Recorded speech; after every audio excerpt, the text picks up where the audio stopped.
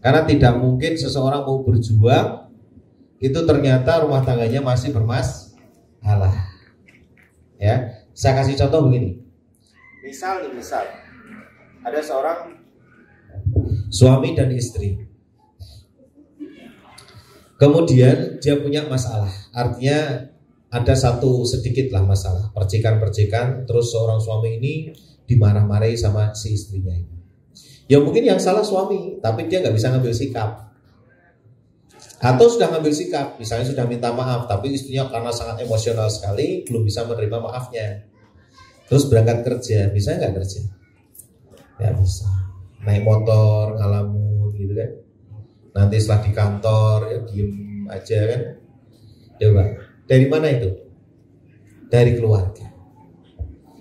Makanya apa? Kita berusaha untuk menciptakan keluarga ini jadi kondusif. Saya kemarin atau 2 pekan yang lalu kalau tidak salah, saya mendapatkan satu pertanyaan.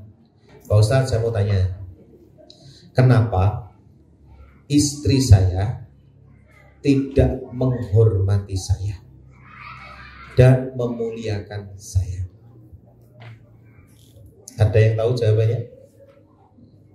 Saya jawab. Tapi ini saya jawab sampean orang layak, walaupun benar. Yang tepat yang jawab adalah saya, laki-laki.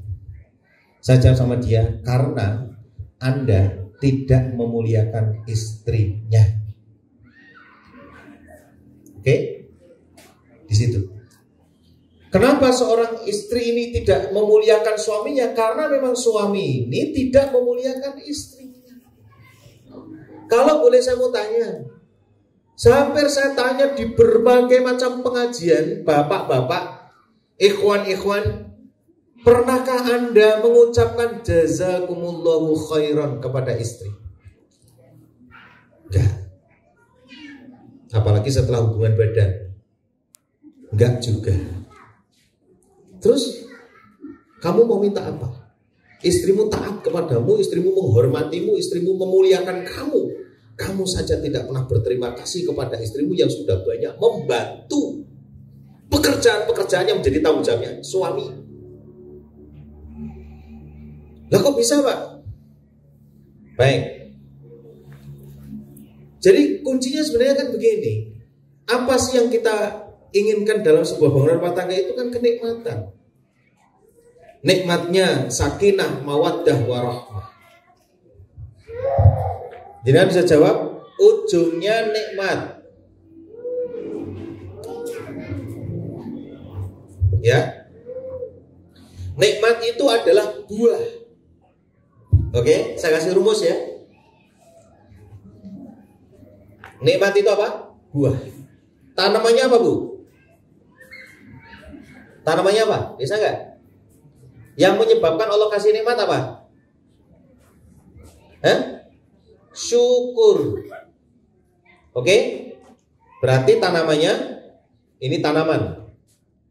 Ini rumus nih, kelihatan sepele. Kelihatan sepele nih. Ini rumus. Orang nanam, dia akan panen buahnya. Kita lihat buahnya apa? Nikmat. Kita pengen ada kenikmatan di dalam rumah tangga itu. Berarti seharusnya yang ditanam adalah syukur. Rasul bersabda, malam yaskurin nas lam yaskurillah. Barang siapa tidak bersyukur kepada manusia, maka dia dianggap tidak bersyukur kepada Allah. Pertanyaan saya, kamu pernah nggak mengucapkan jazakumullahu khairan sebagai wujud rasa syukurmu kepada istrimu? Enggak, berarti nggak nikmat kan? Nggak nikmatnya wujudnya apa? Seorang istri tidak menghargai suami, seorang istri tidak memuliakan suaminya disebabkan perbuatan suami. Kira-kira seorang suami itu mensyukuri adanya istri, kemudian dia orangnya baik, akhlaknya baik. Kira-kira kalau misalnya ada istri kok mau kurang ajar itu ya pakai ya. Mau balas dengan tidak baik kan nggak enak gitu. Dimulai dari siapa? Suami. Masya Allah. Makanya saya bilang begini. Jadi jamaah banyak sekali hal-hal yang tidak kita kerjakan. Tidak suami kerjakan.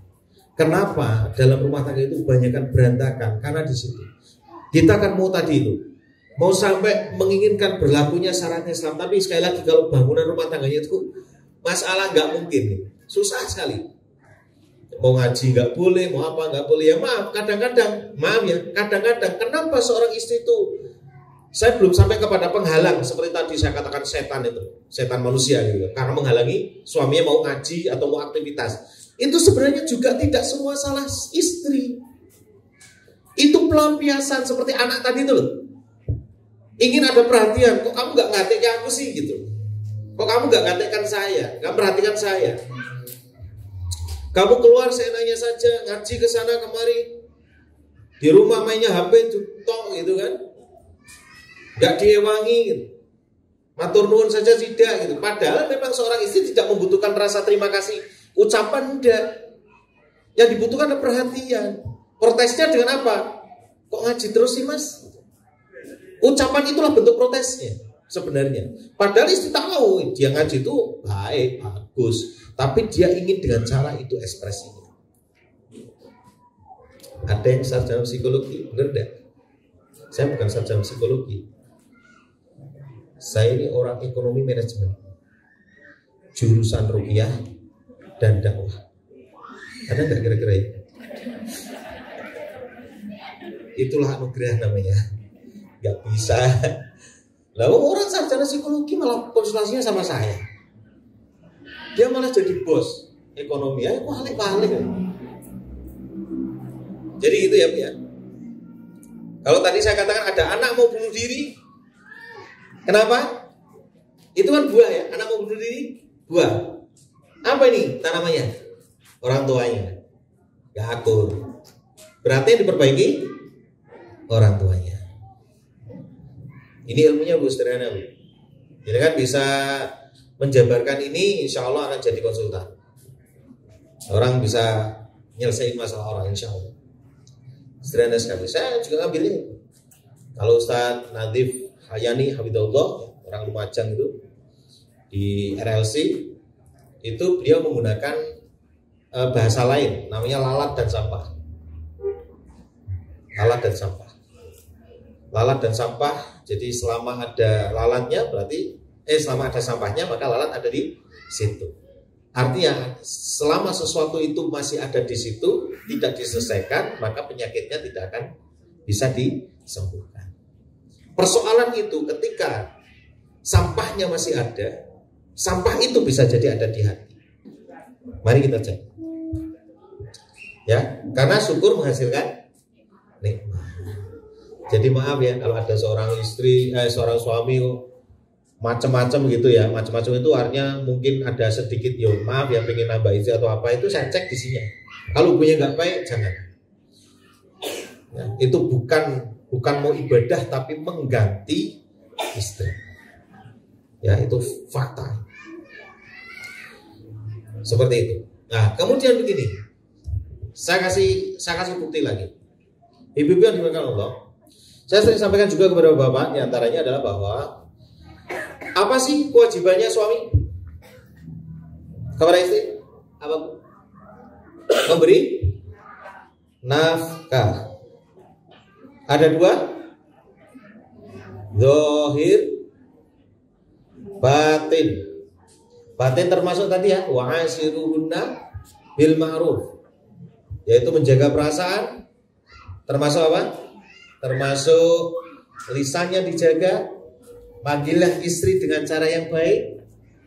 Ibu-ibu pernah dipanggil suami ya Humaira? Belum pernah. Kalau istrinya gak pernah ngaji, ini istri yang keberapa ya? Perasaan nama saya Yuli, kok dipanggil Humaira? Nah itu kalau yang ngaji. Kalau yang ngaji gak begitu ya. Ya Humaira, saya pernah mencoba mempraktekkan kepada istri saya, ya Humaira, wireng kok ini kok Humaira. Ya tapi kan saya sudah berusaha memanggil kamu sebagaimana Nabi memanggil istrinya. Ya kadang kan guyon begitu nggak apa-apa. Itu batin. Kadang nggak perlu jujur juga, tapi ditempatkan pada tempatnya. Mas, aku gemuk kan? Enggak. Yang penting kamu sehat. Begitu. Jangan kemudian bikinin kopi dong. Itu namanya menghina. Harusnya berterima kasih kepada Allah, dikasih sehat. Saya kalau ditanya begitu sama saya selalu mengelak jawaban yang sesungguhnya. Saya selalu mengatakan yang penting kamu tuh sehat. Begitu. Yang sehat gak usah jadi ingin langsing, yang langsing gak usah ingin jadi gemuk.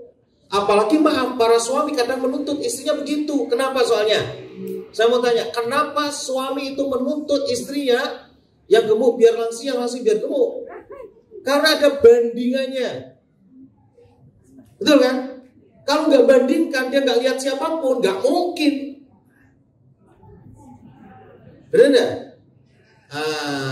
Ini harusnya dengar nih para suami itu. Karena ada bandingannya.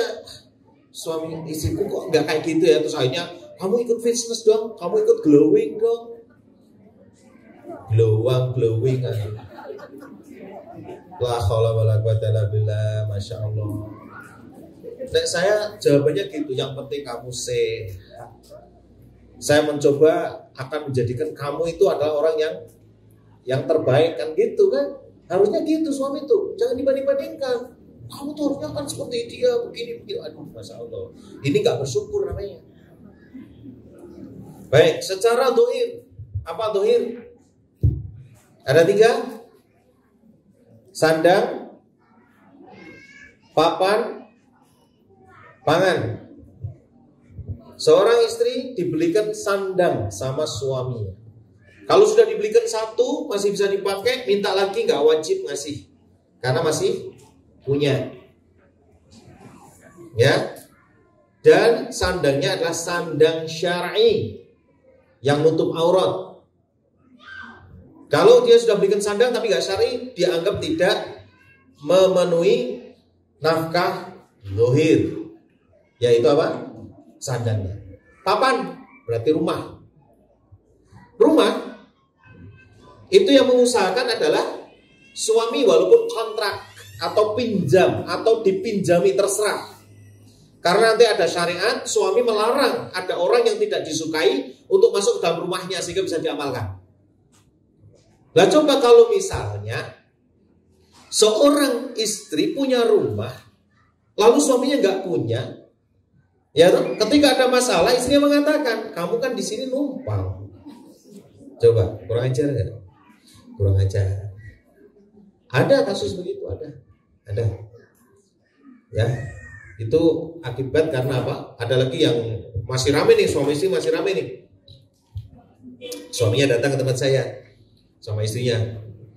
Ternyata suami ini dilarang sama istrinya nempatin rumah yang dimiliki oleh istrinya. Coba, istrinya itu tinggal di tempat ibunya, suaminya tinggal di tempat nggak tahu kemana temennya. Ini rumah kosong.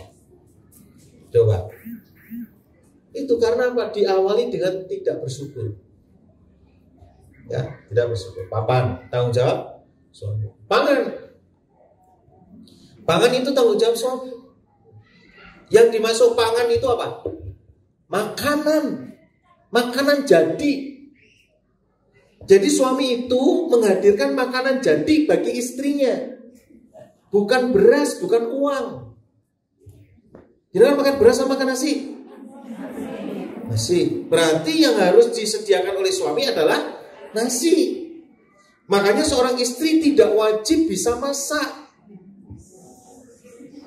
Karena yang menyediakan makanan adalah suami.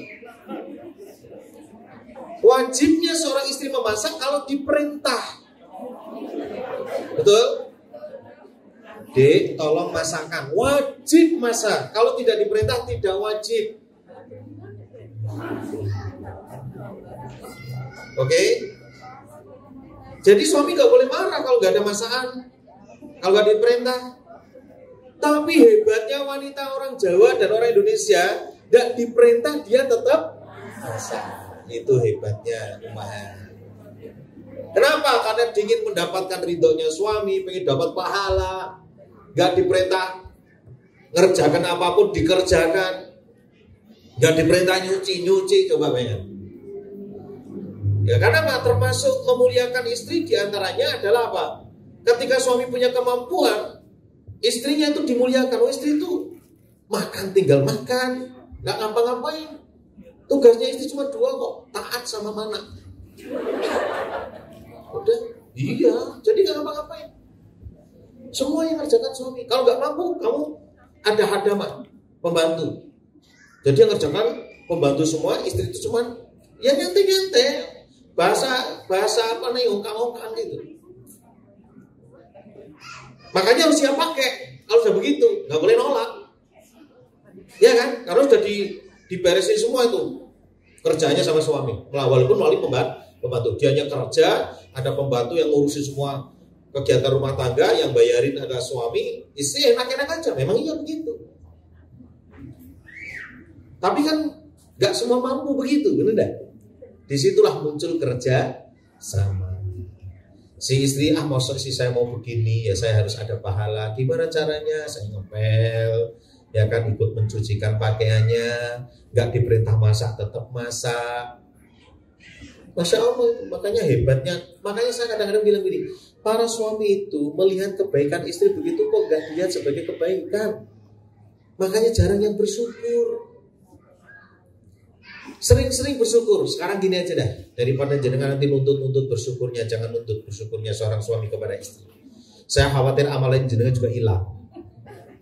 Lah ya kebangetan temen gitu kan, 15 tahun nikah kok matur nuwun aja ndak. Hilang kabeh pahala. Ya. Jenengan ini mengamalkan karena Allah. Bikin kopi karena Allah, bikin teh karena Allah, masak karena Allah, semuanya. Suami mau memuji, alhamdulillah, ya nggak apa-apa. Mencela nggak ada masalah. Karena saya bikin karena Allah, nggak ada yang kecewa. Kalau jenengan melayani suami masih ada harapan-harapan, apalagi ingin ditambah uang belanjanya, dan suami nggak mampu, itu semakin marahnya tinggi. Ini hati. Yang akhirnya muncul kanker serviks, kanker payudara, itu dari situ. Kalau nggak percaya, mungkin kalau jenengan punya saudara atau tetangga yang model begitu, tipe istrinya, suruh dia datang kepada suaminya, minta maaf dan berubah. Tidak lagi mengharap kepada makhluk, berharap kepada Allah. Ya, ada beberapa pelajaran akidah yang bisa saya terangkan. Nanti minta kepada Allah, berharap kepada Allah, bukan kepada suami. Jangan praktekkan, nanti hatinya insya Allah lebih tenang. Suami ada di rumah, layani. Tidak di rumah, serahkan kepada Allah. Free. Yang punya penyakit insya Allah sembuh. Itulah sampahnya. Lalatnya nanti akan hilang. Ya, oke? Ada yang mau ditanyakan? Silakan. Ya. Sebab dalam satu riwayat disebutkan, bukan. Khairun nisa, ya. Khairun nisa allati idza a'taita syakarat. Sebaik-baik wanita kalau diberi bersyukur. Dimulai dari jenengan. Ya, nanti pulang dimulai dari jenengan. Pegang tangannya, bisikkan kalimat, maafkan aku kalau selama ini aku melayanimu tidak sesuai harapan. Rontok itu di telinganya. Ngomongnya di telinganya, jadi dengan pegang tangannya, kemudian dipeluk, bilang begitu. Enggak, ini tak ajarkan sampai teknis. Jadi nanti lihat hasilnya. Lihat hasilnya, coba nanti. Ya, rontok itu semua. Egonya suami apa-apa itu bisa jadi nangis ya itu. Itu merasa tersindir, harusnya saya yang berterima kasih kepada kamu, Dik, gitu. Nah, nanti dia akan memulai, kalau dia cuek, sabar aja, nggak apa-apa. Ya, yang penting sekali lagi ya, yang penting jenengan itu memulai. Kan fastabiqul khairat, Jenengan memulai, kemudian kok suami memulai, besoknya mulai terus begitu, jenengan tidak dapat pahalanya. Dibangun seperti itu dalam rumah tangga. Siapa memulai? Karena di antara hikmah dalam pernikahan adalah apa? Yaitu saling memberi nasihat dan saling memberi contoh. Kalau diberi, berterima kasih. Jazakumullah. Ucapkan itu tiap pagi, syukur menjelang tidur, silakan. Kalau ada yang masih ada yang maaf ya, mungkin jenengan pernah luka karena perbuatan suami yang mungkin pada saat itu tidak jenengan kehendaki. Jenengan doakan tiap malam, ya Allah, aku telah memaafkannya, ampunilah dia. Fa'fu anhum wastaghfirhum. Wa in ta'fu wa tasfahu, ya, kalau dia itu memaafkan kemudian dia lapang dada, wa takfiru, kemudian memohonkan ampun kepada Allah, innallaha ghafurur rahim. Allah Maha Pengampun lagi Maha Penyayang. Ya, dimaafkan, maafkan, terus didoakan begitu, ya, kemudian mohonkan ampun kepada Allah. Dalam rangka apa? Membebaskan penyakit. Ketidakbahagiaan kan di sini tadi ya, berarti hatinya harus bersihkan. Insya Allah. Ada lagi saya tanya, mau ditanyakan? Nah, tidak ada, saya lanjutkan lagi. Jadi Assalamualaikum, jadi harus berusaha di sini. Kalau hatinya sudah lapang, sudah enak, nggak ada penyakitnya, insya Allah nanti rumah tangganya akan berubah. Saya sudah mencoba untuk memberikan rumus-rumus begini ya kepada beberapa ikhwan itu yang kebetulan punya masalah itu dengan rumah tangganya. Alhamdulillah banyak yang ada perubahan-perubahan. Ya, sampai ada yang suami istri itu ribut di rumah saya itu malam-malam. Aduh, Masya Allah, sekarang sudah berubah juga ya. Jadi kita kan nggak ngeluarin duit untuk cuma ngomong terima kasih aja, Mas Allah. Ya kan, beratnya apa sih? Kan nggak berat, cuma ngomong alhamdulillah, jazakumullah, ya kan, khairan. Kan kemudian minta maafkan saya. Tidak usah nunggu hari raya kalau minta maaf. Jadi tiap malam. Jadi hari raya kita tuh kalau minta maaf itu terus menerus ya. Mau pergi minta maaf terus begitu ya. Kalau saya punya prinsip, jangan sampai saya mati dalam keadaan membawa kemarahan kepada istri. Itu prinsip. Kenapa? Saya sangat menghargai ya. Jadi pekerjaan istri itu luar biasa, capek. Kenapa demikian? Karena saya pernah menjadi orang yang berperan sebagai seperti istri. Di saat istri sakit kan semua kan saya yang megang, ya kan? Harus bangun pagi-pagi kan, nanti sholat subuh kan, itu kan pribadi saya. Nanti anak, ya kan, pipis apa enggak karena masih kecil, umur 8 bulan. Nanti kalau sudah pipis harus membersihkan, ya kan, nyuci. Kalau dia pipis di sini ngepel, terus sarapan, coba kan.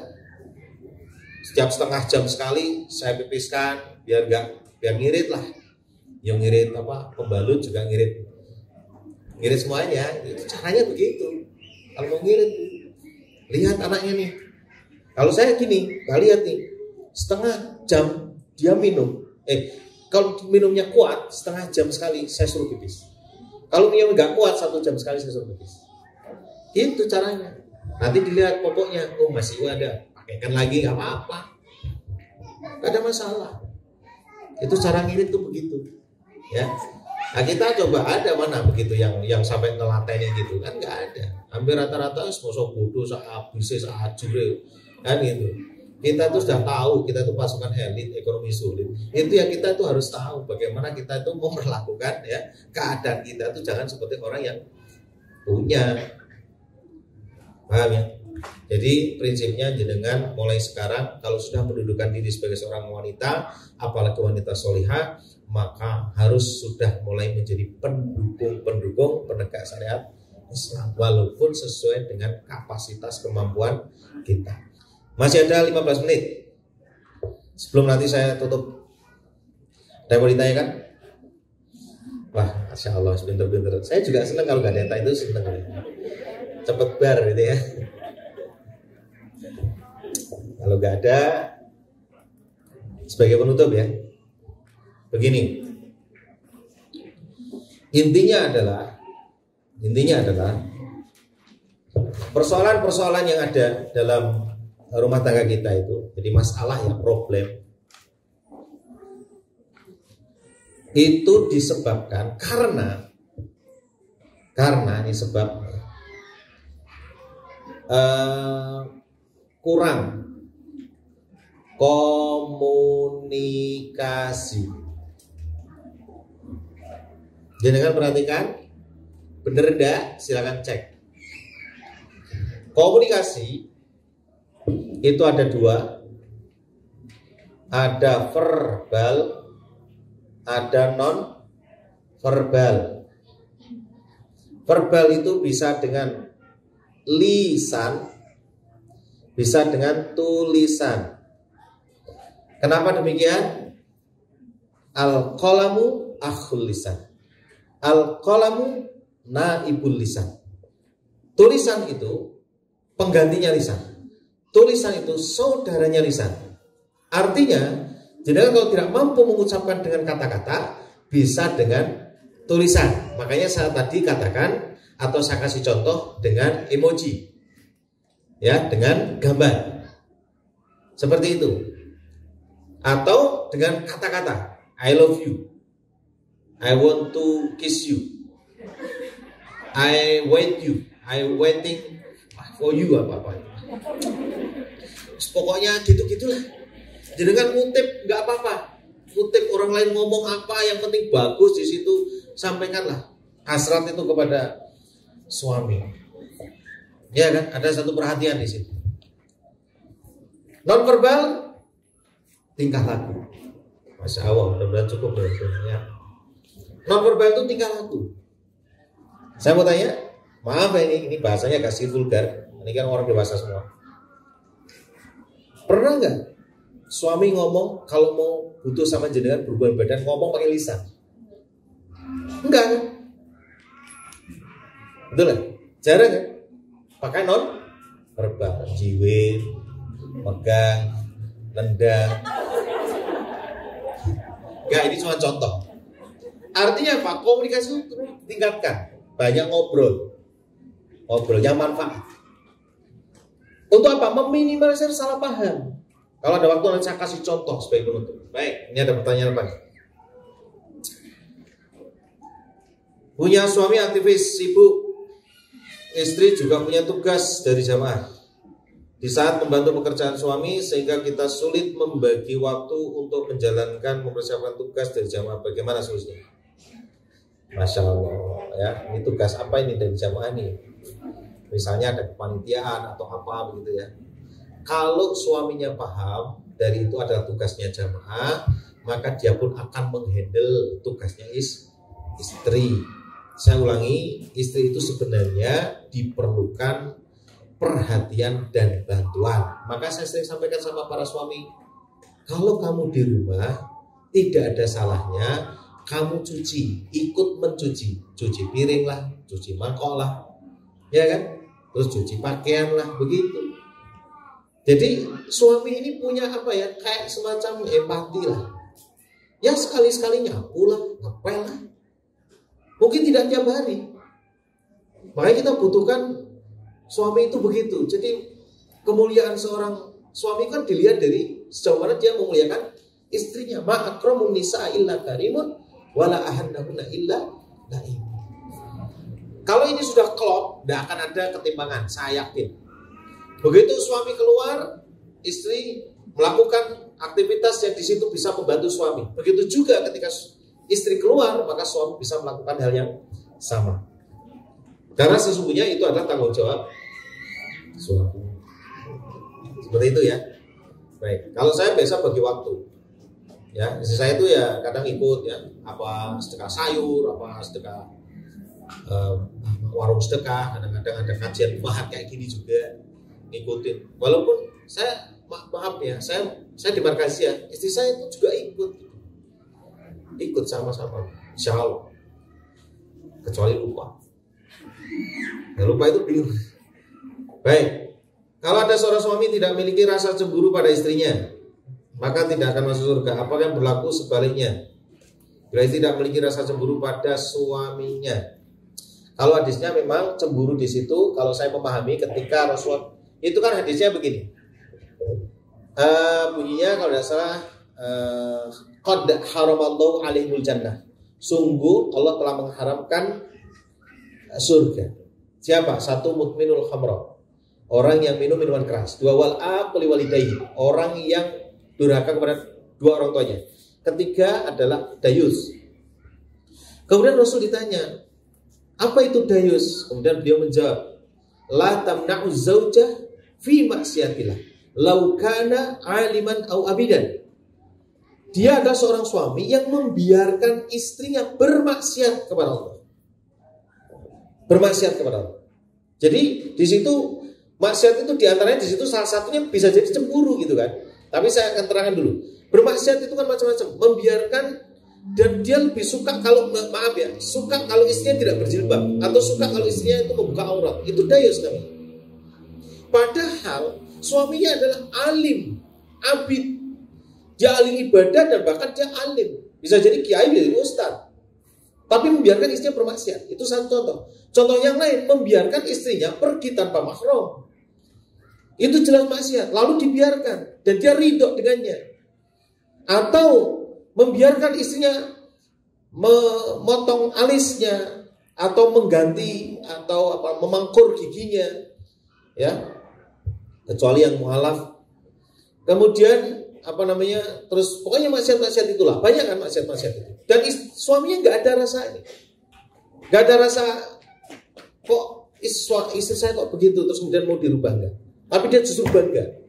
Nah ini, kemudian kalau dipertanyakan ada masalah cemburu, membiarkan istrinya itu, maaf ya, guyon dengan laki-laki lain, itu kan nggak ada rasa cemburu, itu dayus juga.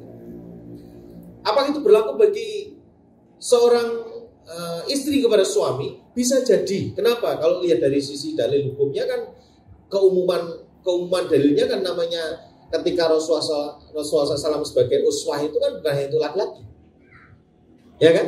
Uswah itu juga untuk perempuan. Bagaimana cara sholat kan Rasul juga 4 rakaat subuh, 2 rakaat subuh, 4 rakaat zuhur, 4 rakaat asar, kan begitu. Terus caranya kan sama dengan laki-laki gitu kan. Nah sama ketika itu bagian dari rasa cemburu itu dibiarkan saja. Maaf, suami weanan perempuan lain misalnya, istri tahu, ya ditegur. Jangan dibiarkan. Kalau perlu ditantang, sudahlah mas, kamu jangan ngumpet-ngumpet kayak gitu. Kalau memang kamu gentle, laki-laki betul, kalau itu memang dia masih single, tanya ini, tak anter. Bu, sebentar. Saya yakin gak berani. Itu beraninya di belakangnya sampean. Tapi kalau betul ditantang, dia gak berani. Lu tenang. Laki-laki itu begitu, pengen gaya tok. Pengen gaya punya istri 2, 3, 4. Kan boni itu nek ditantang, sudahlah mas, kamu tuh gak usah banyak ngomong. Ayo kita cari. Lu itu gak berani dia. Lu tenang. Kalau mau, jangan carikan SMP kelas 3 anaknya orang kaya. Nih, kamu tak lamarkan nih, ditolak kan sama orang tuanya kan? Karena suami jenengan kan udah tua kan? Nah, saya kan sudah usaha nih cari yang baik, yang kaya, ya kan? Ya jangan salahkan saya dong. Nah gitu aja, tak kasih rumusnya. Sulit bu, nggak gampang poligami itu. Ada beberapa waktu yang lalu seorang wanita tanya sama saya begini, Pak, saya mau tanya, saya ini istri kedua. Istri pertama tahu kalau saya itu istri keduanya, tapi saya selalu dibagi waktu tidurnya itu cuman kadang sepekan sekali, kadang 2 pekan, cuman semalam aja gitu, dan dibagi. Menurut jenengan gimana? Suamimu bertanggung jawab menyampaikan kepada istri pertama bahwa dia telah menggunakan hak orang lain. Ini bahaya sebenarnya. Berani nggak suaminya mendidik istri pertamanya? Kalau nggak berani, berarti nggak bisa berbuat adil, satu saja. Begitu. Ya kan? Makanya saya sering sampaikan, jangan sekali-kali kamu punya istri lagi tanpa sepengetahuan istri yang pertama. Dari kasus tadi muncullah konten saya ketika suami takut istri pertama untuk berbagi. Silakan cari judulnya, ada tuh di channel saya. Ya kan? Itu kenapa? Itu munculnya dari situ. Gak boleh, gak bisa begitu. Bagaimana kalau saya sembunyi-sembunyi? Gak boleh juga. Ada resiko suami miliki istri tanpa sepengetahuan istri pertama. Resikonya besar. Sekarang mau tanya, kalau kemudian harus dibagi, lalu istri pertama gak ngerti, terus caranya bagi gimana? Sama tanya. Apa caranya? Bohong kan? Bener? Pertanyaan saya, bisa nggak sakinah mawaddah warahmah dibangun atas dasar kebohongan? Bisa nggak? Nggak bisa. Maka jangan coba-coba. Saya bilang sama ikhwan-ikhwan tuh, jangan coba-coba. Dan jangan malu-maluin jamaah. Saya bilang, iya, kalau mau gentle ngomong lah. Istri belum siap, jangan dipaksa. Begitu kan?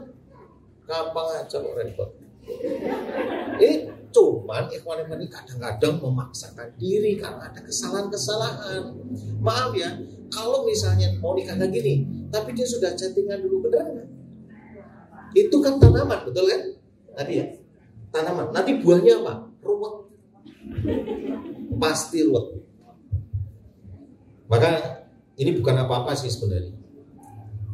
Tapi saya lebih suka kalau suami itu gentle. Gentle itu maksudnya ngomong sama istrinya, Dek, saya mau nikah lagi boleh nggak? Bukan izin ya, saya beritahu mau nikah lagi. Saya belum siap mas. Ya dia tahu diri gitu. Ada sesuatu yang belum siap. Dia tahu diri. Tapi kadang-kadang nggak begitu, nekat. Ini jadi masalah. Akhirnya apa? Bukan poligami tapi ganti istri. Akhirnya begitu. Malu nggak? Malu. Baik, salah satu permasalahan pembinaan ummahat, terbatasan SDM. Ustadz saya yang fakih dalam ilmu din. Kadang ada pertanyaan-pertanyaan mat'u yang secara ilmu kami tidak mampu menyelesaikan menjawabnya. Ya berarti cari yang mampu begini. Saya kasih contoh. Ada lulusan Medidah atau Yaman, LCMA. Hebat gak? Hebat. Belum nikah. Lalu cerita tentang indahnya pernikahan, bisa gak? Gak bisa. Tapi kalau bicara tentang ilmu nikahnya, bisa. Tapi bicara tentang bagaimana prakteknya nggak bisa.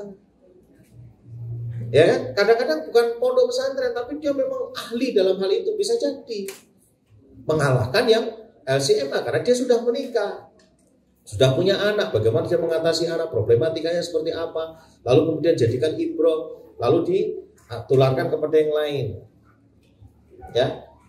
Kemudian ada satu pesanan nih, difasilitasi sebuah sarana untuk konsultasi syariah secara langsung kepada salah satu ustadz yang bisa memberi jawaban syar'i solusi dari pertanyaan umat. Dengan baik. Kan jenengan ikut grup kelas online nggak? Iya kan? Online. Yang dibina sama Ustadz Adi. Ya kan? Nah itu tanya aja langsung sama beliau. Sama Ustadz Adi. Langsung. Kadang ada yang ke saya juga, nggak tahu siapa tuh. Saya kan nggak ngerti namanya. Ada yang ke saya juga. Kan saya juga dimasukkan tuh sama Ustadz Adi. Muhammad tolong tiap hari kirimkan konten. Ya udah, gitu aja. Akhirnya saya kirim tuh. Kadang-kadang ini semuanya masuk gak? Masuk semua kan? Tidak semuanya. Harusnya semua tuh. Harusnya semua. Dan semua anggota, apalagi jenengan kiada, ya, atau istri kiada itu harusnya masuk semuanya. Nah ini nanti tolong admin bisa nanti dari perwakilan Jawa Timur japri saja ke Ustadz Adi, bilang tolong ini yang semua ini dimasukkan, biar nanti bikin grup lagi kelas online 1, 2, 3, 4 atau berapa ya. Jadi seperti itu harusnya jenengan punya hak itu, karena itu adalah di bawah asuhan Ustadz Hadianto SPD MPD kalau tidak salah ya, sudah S2 ya. Jadi seperti itu, nanti bisa ini bisa terfasilitasi. Jadi bisa tanya langsung boleh, japri boleh ya kan. Nanti beliau juga pengasuh sama di Al-Furqan ya. Di Al-Furqan tentang keumahatan, juga tentang masalah kewanitaan atau kemuslimahan. Ya. Gitu ya Bu ya. Jadi yang pertanyaan ketiga requestnya insya Allah sudah terjawab, dan nanti silahkan mungkin istrinya Ustadz Fuad nanti bisa melalui Ustadz Fuad juga boleh, nanti bisa biar dimasukkan semuanya. Jadi nomor-nomor yang ada di sini bisa dimasukkan. Ada yang lain? Pertanyaannya, tadi saya mau cerita Pak ya? Nah, ini masih sedikit Mas, hampir 5 menit Mas. Jadi begini, saya mau cerita tentang masalah Oh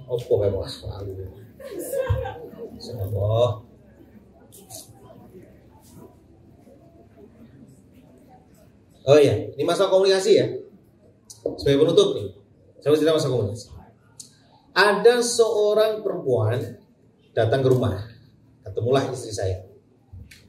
Kebetulan saya masih di rumah, nangis, hamil 7 bulan. Apa yang saya menemukan ilmu ini dari situ, dari kasus itu. Nangis sama istri, gimana nih suami saya? Kenapa suaminya? Suami saya punya perempuan. Setelah diruntut, apa sebabnya? Sebabnya begini, kebetulan si suami ini bekerja, si istri juga bekerja. Waktu itu, ini cerita versi istrinya. Waktu itu suami bahasanya minta dilayani. Jawaban istri, capek. Karena nggak pernah komunikasi, jawaban capek ini akhirnya menjadi sebuah pengertian. Oh, berarti kamu nggak mau melayani saya. Oke, ya keluar, carilah perempuan lain. Sampai maaf ya, dia berhubungan di luar nikah, hamil juga. Ketahuan lah sama istrinya, itu istrinya nangis tuh, gimana ini kan? Nah, terus kemudian saya bilang, ya ada 2 kemungkinan. Kemungkinan pertama bisa jadi minta cerai atau dilanjutkan. Ya, karena sudah bermaksiat, kecuali dia tobat. Akhirnya dia masih bertahan sampai sekarang. Saya bilang, Mbak, ini paling enggak kalau model-model begini itu paling lama 2 tahun. Seakan-akan condong ke sana, biasa. Namanya anak kecil itu kalau punya permainan baru kan, yang lain kan ditinggal kan ya. Yang satu dia gitu kan. Karena maksiat masalahnya, bukan ibadah. Kalau ibadah kan nggak boleh begitu. Ibadah kan tetap harus berusaha untuk seimbang gitu. Maksudnya proporsional. Nah, ini karena ada mainan baru, dia lebih suka ke sana. Oke. Dari situ saya melihat sesungguhnya kalau memang betul-betul ini komunikasinya dibangun, ketika seorang istri mengatakan, Mas saya capek, saya sebagai seorang suami, oh kamu capek, oke saya pijetin, sehingga kamu tidak capek. Setelah itu kamu layani saya, kan gitu kan. Atau kalau saya sama-sama capeknya, saya akan panggil tukang pijet, benar? Untuk pijetin istri saya, kemudian baru melayani, kan gitu. Sederhana penyelesaiannya. Karena nggak pernah komunikasi, salah dia nangkapnya negatif. Itu perlunya dibangun komunikasi. Baik, tadi di amal dijelaskan tentang harus 0 dalam keinginan. Ya, dunia, soalnya ingin rumah. Gimana caranya memahamkan suami? Nah, saya mau cerita lagi. Dulu saya punya teman dakwah di wilayah, orangnya sudah meninggal.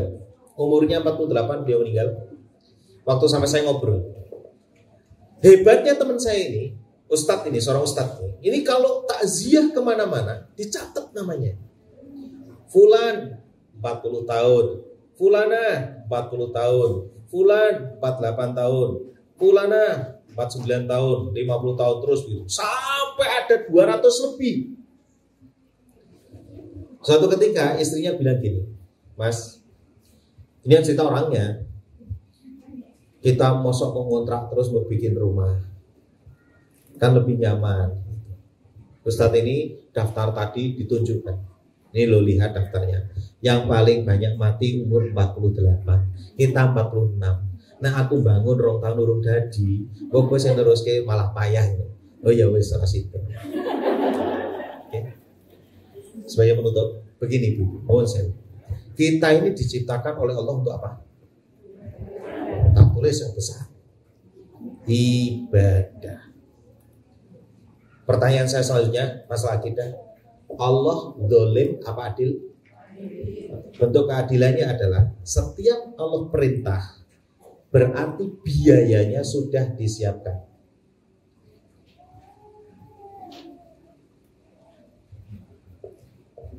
Jenengan mau kelahiran, biayanya sudah disiapkan. Jenengan mau akikoh, biayanya sudah disiapkan. Mau umroh, mau haji, mau nyunatkan anaknya, atau kalau yang belum nikah mau nikah, itu biaya semua sudah disiapkan. Jenengan butuh listrik, biaya untuk bayar listrik sudah disiapkan oleh Allah. Jenengan mau makan, biaya makan untuk beli makan semua sudah disiapkan. Bagaimana cara menjemputnya? Ini yang penting. Di awal saya sudah terangkan tentang zikir. Itu bagian daripada takwa. Karena apa? Modal hidup itu adalah takwa. Wa tazawwadu fa inna khairu zadit taqwa. Saya ulangi, wa tazawwadu fa inna khairu zadit taqwa. Saya mau ke sini, bekalnya takwa. Bukan uang. Bisa jadi uang tidak bisa mengantarkan. Tapi dengan takwa Allah mengantarkan. Kok jangankan hanya ke Malang, ke Janah bekalnya takwa. Kalau saya punya uang, kemudian bekal takwa, sempurna sudah. Kalaulah takwa saja nggak punya uang, bisa nggak? Insya Allah tetap bisa. Makanya saya heran, kalau ada orang mau melahirkan, kok khawatir nanti saya gimana ya, dananya untuk melahirkan. Loh, gimana tuh? Allah sudah siapkan kok. Lalu terus gimana caranya mengambilnya? Ya dengan takwa ini. Perbaiki hubunganmu dengan istri, perbaiki hubunganmu dengan suami, perbaiki hubunganmu dengan Allah. Wa may yattaqillaha yaj'al lahu makhraja. Kalau tadi contoh teman saya apa? Zikir kan? Rumah sakit, mulai, pulang, belok lagi, zikir kan? Ikhtiarnya Sayyidah Hajar, Safa Marwah, zikir. Allah kasih jalan keluar. Allah perintahkan malaikat Jibril mengepakkan sayapnya tepat di kaki kanannya Ismail. Muncullah air Zam-Zam. Allah kirimkan kabilah Jurhum melihat ada burung yang muter-muter di atasnya. Kemudian itu pasti bawahnya ada air. Didatangi ternyata ada orangnya. Itu jalan-jalan keluar yang tidak pernah disangka oleh Sayyidah Hajar. Kalau ada air yang akan muncul dari kaki anaknya. Dia yang berikhtiar, Allah kasih jalan keluar melalui anaknya. Oke. Yang zikir dari rumah sakit ke rumah adalah teman saya, tapi Allah kirim hatinya. Orang yang pelit tadi ternyata bisa ngasih. Wah. Ini jalan keluarnya. Waktu bapak saya bertanya sama saya, kamu kok saya perhatikan belum punya rumah sendiri, adikmu semua punya rumah sendiri. Apa jawaban saya? Pak gitu. Manuk emprit iku iso gawe omah padahal gak kerja. Isone mung metu tok keluar dari rumahnya. Dia berikhtiar dengan makbur ke sana kemari gitu. Ya enggak punya akal. Terbang ke sana kemari dia bisa bikin rumah. Makan pun kenyang. Insya Allah sudah siapkan untuk saya. Walaupun Bapak tidak harus menyaksikan saya punya rumah. Artinya, saya bisa jadi punya rumah setelah Bapak tidak ada. Apa yang terjadi? Betul. Begitu Bapak nggak ada, 3 bulan kemudian saya punya rumah. Jadi jangan pakai akal kita. Ya, tapi kita belajar memahami kehendaknya Allah. Ini harusnya para aktivis ini cara berpikirnya begitu. Sehingga apa? Kita oh ya, Masya Allah. Gitu ya Bu ya. Jadi ini sebenarnya solusinya nih, solusinya. Ya. Saya waktu ngajak istri saya umroh itu kan nggak punya duit. Saya cuma bilang gini, percaya nggak kalau Allah itu ciptakan kamu ibadah? Terus Allah perintahkan kamu untuk umroh dan haji itu ibadah, uangnya atau biaya sudah disiapkan. Percaya? Yakin? Bismillah, sudah. Dalam waktu 1 bulan nggak ada terkumpul uang biaya untuk umroh. Padahal saya coba untuk mengumpul-kumpulkan nggak bisa, tapi Allah kasih dari jalan yang tidak disangka. Beberapa kali memproses perjodohan, laki-laki akan berpoligami dengan syarat tidak ada rumah, nafkah, dengan syarat. Beberapa laki-laki akan berpoligami dengan syarat atau tidak ada rumah, nafkah secukupnya, tidak boleh diumumkan karena tidak mau diketahui istri. Nah ini nggak boleh nih. Harus tahu, nek izin mungkin nggak izin, tapi harus memberitahu. Kenapa? Kan harus ada bagi nafkah nginep juga. Tadi kan sudah bilang ya. Didatangi apa nih? Sewaktu-waktu. Wah, ini beberapa akhwat mau menerima syarat di atas dengan alasan membutuhkan suami dan agar terhindar dari fitnah menjanda. Apakah kejadian seperti ini bisa diproses? Saya sarankan jangan. Jenengan nanti akan disalah-salahkan. Ya, jenengan akan disalah-salahkan. Karena mau tidak mau izin memang iya tidak, tapi memberitahu tetap iya. Saya pertanyaan gini, karena nikah itu bukan hanya status. Orang yang janda udah punya suami, tidak. Makanya saya bilang, ada orang melakukan itu, nikah sembunyi-sembunyi. Saya tahu orangnya. Akhirnya ketahuan istrinya, wah rame, geger. Ribut, datanglah ke tempat saya. Gimana penyelesaiannya? Ya kalau istrinya memang menerima ya terimalah. Karena sudah, saya bertanya-tanya, kamu nikah itu sesuai syarat dan rukunnya enggak? Iya. Berarti kalau sesuai syarat dan rukunnya kan enggak boleh sembarangan disuruh cerai kan, apalagi nyuruh cerai kan enggak boleh. Saya bilang sama istri pertamanya ya, bisa enggak kamu terima pelan-pelan gitu. Nanti kita bimbing bareng-bareng. Nah, tapi kan nggak bisa begitu juga. Ternyata caranya juga salah. Akhirnya terjadilah perceraian dengan istri yang kedua. Itulah namanya nikah main-main. Wah, ini kalau tahu kan geger lah. Nanti yang jodoh kan mesti jadi sasaran. Ya carikan aja yang belum punya istri. Ya, carikan yang belum punya istri. Itu diantaranya. Ini kalau proses ini saya yakin masalah. Ya. Ya dengan malah kasihan nanti yang jodoh. Karena itu kan mesti jadi tuduhan fitnah juga. Oh, ini kamu yang proses ini, kamu mau merusak rumah tangga kami ya gitu kan jadi masalah tuh. Betul kan? Nah, jadi kita lihat-lihat. Oke lah mau ibadah tapi kita juga lihat-lihat. Tapi kalau menimbulkan masalah madorot ya jangan gitu loh. Ada teman saya tanya, Mamat, ini saya mau dijodohkan sama orang, ditawarin akhwat ini gimana menurut saya? Pertanyaan saya gini, kalau kamu ini melangkah nikah, pertanyaan saya, apakah kamu bisa menjaga keutuhan rumah tanggamu dengan yang pertama? Ramai enggak saya bilang itu? Ribut enggak? Ribut. Ya udah jangan lanjutkan. Begitu aja gampang kan? Kalau ribut ngapain lanjutkan? Kenapa? Nabi itu nikah lagi.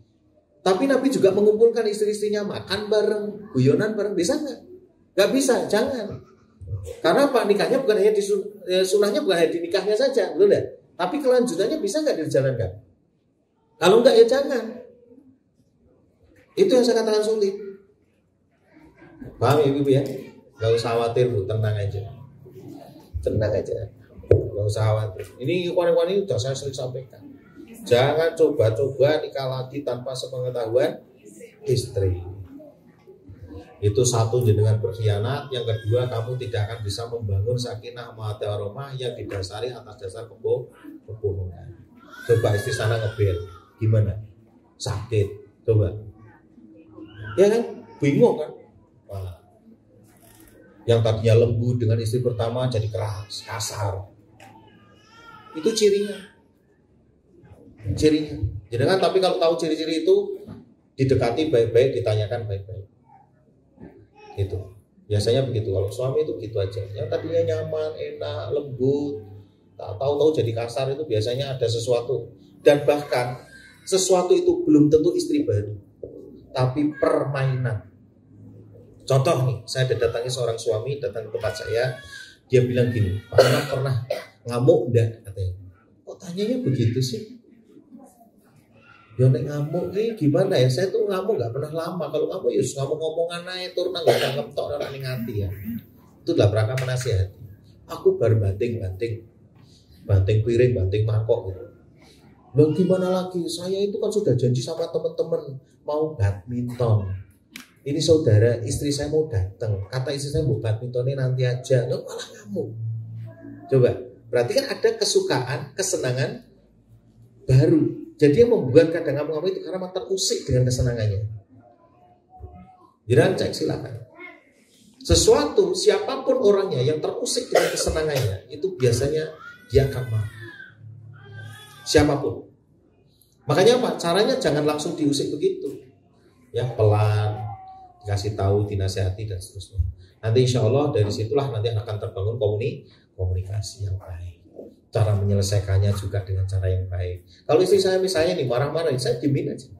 Dan saya nggak akan ngomong pada saat itu, saya diemin aja, ya sudah. Saya tinggal bilang aja ya kalau saya minta, kalau saya salah, saya minta maaf, itu selesai. Salaf itu sudah ngasih tahu, ya caranya itu. Kalau memang apa yang kamu sampaikan itu benar, ya mudah-mudahan Allah mengampuni saya. Kalau salah, ya mudah-mudahan Allah mengampuni kamu, sudah. Ngapain pusing-pusing ya Bu ya? Akan tetap terjaga hatinya tadi. Itu ya insya Allah ya. Nanti saya ini sebenarnya hanya memantapkan aja jenengan dalam hal bagaimana nanti ketika memiliki aktivitas jamaah atau Islam tidak membutuhkan kita, tapi kita menginginkan dengan Islam ini kita akan menjadikan wasilah untuk mendapatkan jannah. Gitu ya. Saya tutup dengan subhanakallahumma wa bihamdika asyhadu an la ilaha illa anta astaghfiruka wa atubu ilaika. Billahi taufiq wa hidayah.